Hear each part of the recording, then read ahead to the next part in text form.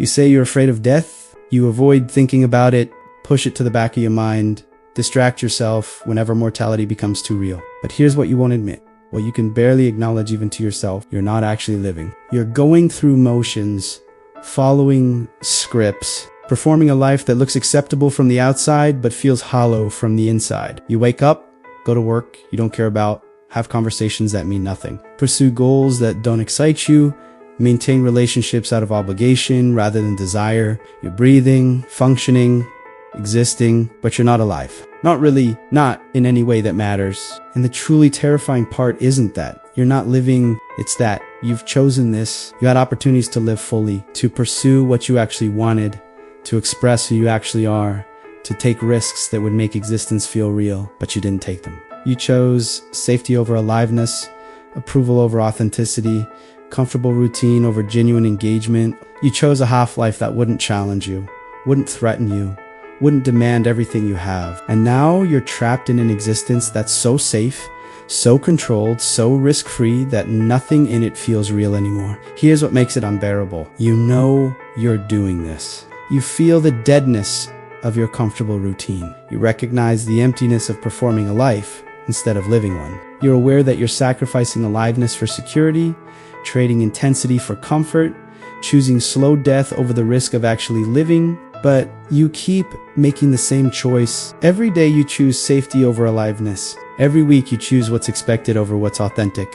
Every year you choose the death of routine over the terror of actually living. And you call this being responsible, being mature, being realistic. But what you're actually doing is dying slowly while still breathing, and you're more afraid of stopping this slow death than you are of the final death that will eventually end it. You're not alone in this living death, and you're not weak for choosing it. Thousands of people right now are experiencing exactly this same terror of aliveness disguised as fear of death. What you're experiencing was understood with devastating clarity by Friedrich Nietzsche, who spent his entire life examining why human beings are more afraid of the demands of genuine living than they are of the certainty of dying. Why we choose comfortable existence over intense aliveness. Why we're terrified not of death but of life. What almost nobody understands is that Nietzsche identified the exact mechanism that creates this reversal. This perverse situation where people fear living more than dying. He discovered that genuine living demands everything from you, requires you to risk everything, forces you to constantly confront the possibility of failure, rejection, loss, and most people, when faced with those demands, choose the alternative, a safe half-life that protects them from the terror of actually living. Death is certain and final, but living, real living, is uncertain and demanding every single day. And that daily demand is what terrifies us most. Today I'm going to reveal exactly why we're more afraid of living than of dying, how this fear operates to keep you trapped in comfortable deadness, and most importantly, what Nietzsche understood about how to choose life despite its terrible demands. But I need you to know, this path won't let you stay safe. Nietzsche's most profound insight about human existence wasn't about the will to power or eternal return. It was his observation that genuine living is the most terrifying thing a human being can do. Not because life is dangerous in the physical sense,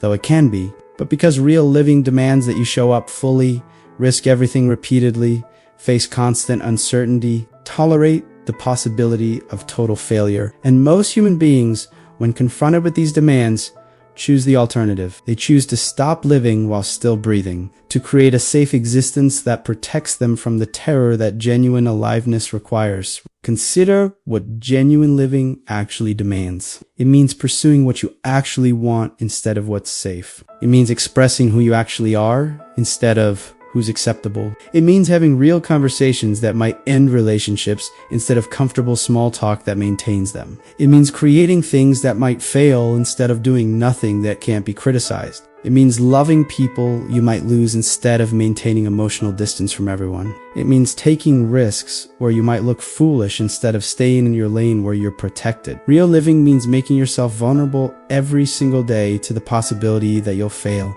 You'll be rejected. You'll lose what you love, you'll look stupid, you'll be misunderstood. And here's what Nietzsche understood that most people deny: this vulnerability is not temporary. You don't face these risks once and then arrive at safety. Real living means staying in vulnerability permanently. Every day you risk, every day you're exposed, every day you face the possibility that your authentic expression will be rejected, Your creative work will fail. Your love will be unreturned. Your vision will be misunderstood. There's no arriving at a place where you've made it and can finally be safe. The demand to risk everything is a permanent condition of aliveness. Now compare this to death. Death is certain. Yes. Death is final.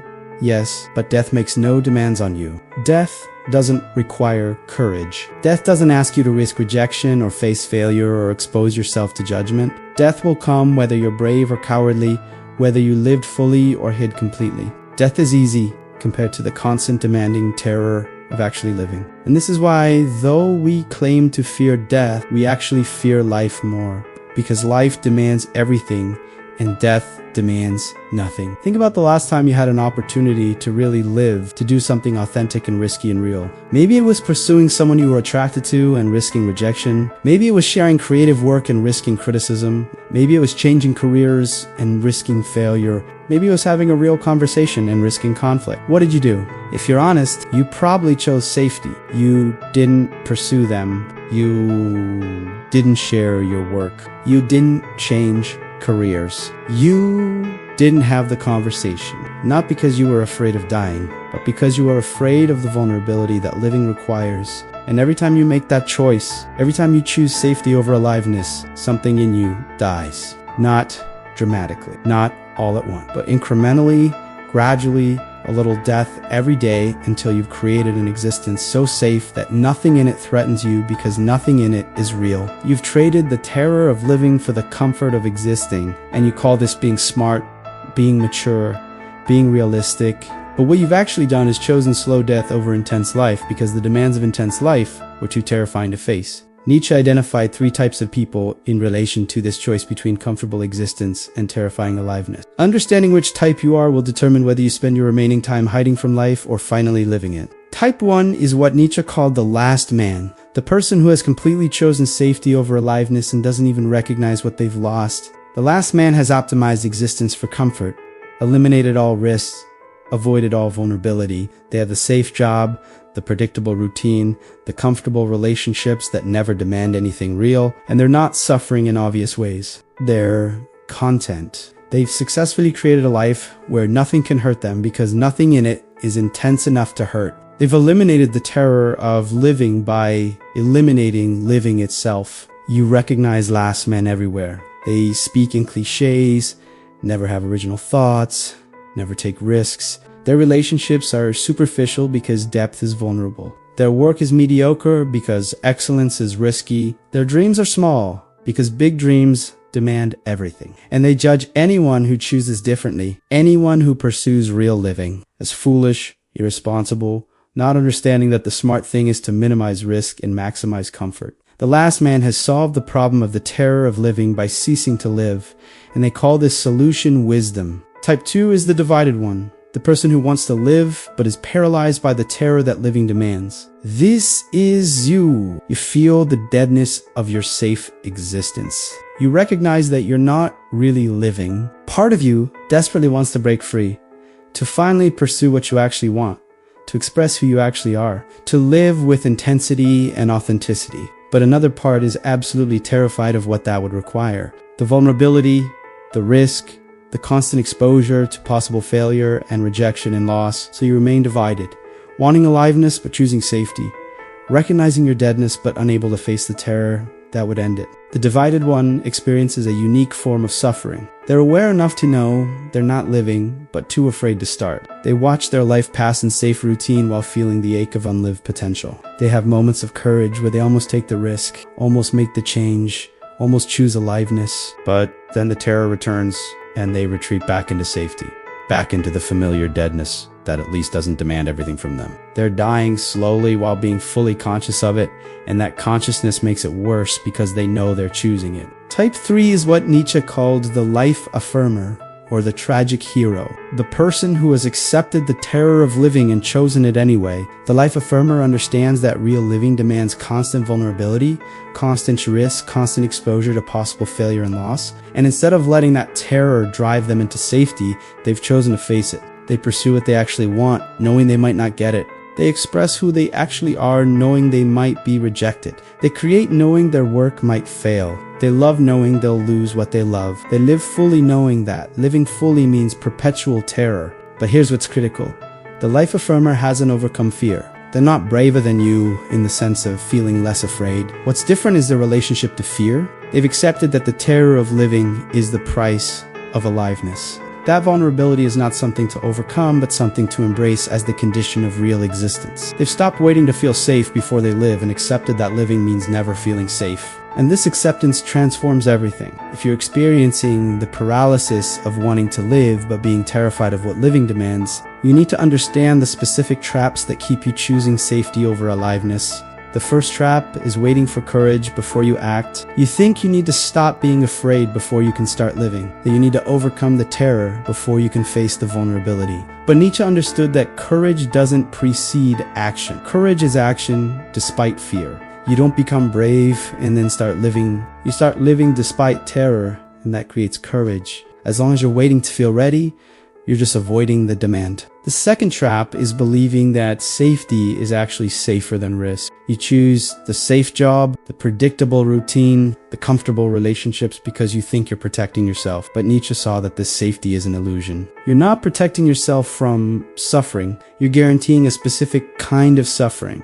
The suffering of unlived life, of potential that rots, of authenticity that never gets expressed. The safe path hurts too. It just hurts in ways you've learned to tolerate. The third trap is thinking you'll live later. You tell yourself you'll take the risks, pursue the authentic life, start really living, but not now. Later, when circumstances are better, when you're more prepared, when it's safer. But later never comes. The conditions are never perfect. And meanwhile, your time is passing, your capacity is eroding, your life is happening, and you're not in it. So how do you break free? How do you transform from someone who's dying safely into someone who's living dangerously? The first phase is accepting that living means permanent vulnerability. You're not going to reach a point where you've lived enough that you can stop risking. Real living is perpetual exposure to possible failure, rejection, loss. Accept this or accept comfortable death. There is no third option.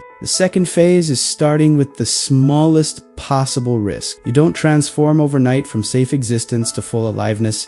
You take one small risk. You have one real conversation. You share one piece of authentic expression. You pursue one thing you actually want, and you survive the vulnerability. Not comfortably, but you survive it. And surviving it once makes the next risk slightly less terrifying. The third phase is what Nietzsche calls saying yes to life. You stop negotiating with existence, stop trying to get the intensity without the risk, stop looking for ways to live fully while staying safe. You accept the deal life offers. You can have aliveness, but only if you're willing to face constant terror, constant vulnerability, constant risk, and you say yes. Not because it's comfortable, but because the alternative is dying while breathing, and you finally recognize that as the worst option. The fourth phase is embracing what Nietzsche called amore fati, love of fate, which means loving your life, including its terror. You stop resenting that living is demanding. You stop wishing it could be easier. You embrace the fact that real existence requires everything from you, that vulnerability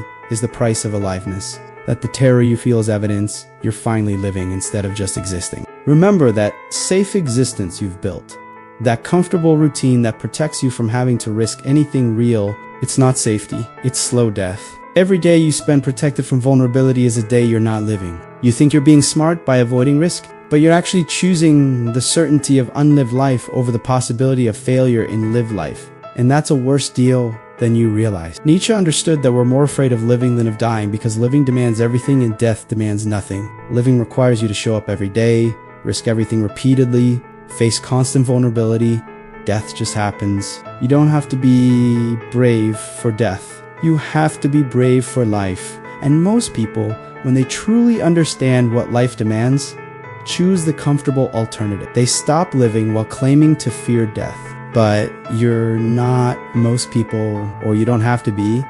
You can choose differently. You can accept that living means terror and choose it anyway. You can embrace vulnerability instead of hiding from it. You can start risking everything instead of protecting yourself from everything. You can finally start living instead of just safely existing until you die. Stop for a second and feel the truth of this. You're going to die anyway. The safety you're choosing doesn't protect you from that. It just ensures you'll die having never lived. If this resonates, comment, "I choose life over safety." Your words will reach someone else who's been dying safely, who needs permission to finally start living despite the terror. Subscribe to the channel for insights that demand you live instead of letting you hide. This isn't comfortable philosophy. This is wake-up fuel for people ready to stop existing and start living. You're more afraid of living than dying because living demands everything and you've been trying to give nothing. But that deal doesn't work. You can't have aliveness without vulnerability. You can't have intensity without risk. You can't have a life worth living without facing the terror that real living demands. And you can keep hiding, or you can finally start living. Thank you for watching. See you in the next dimension.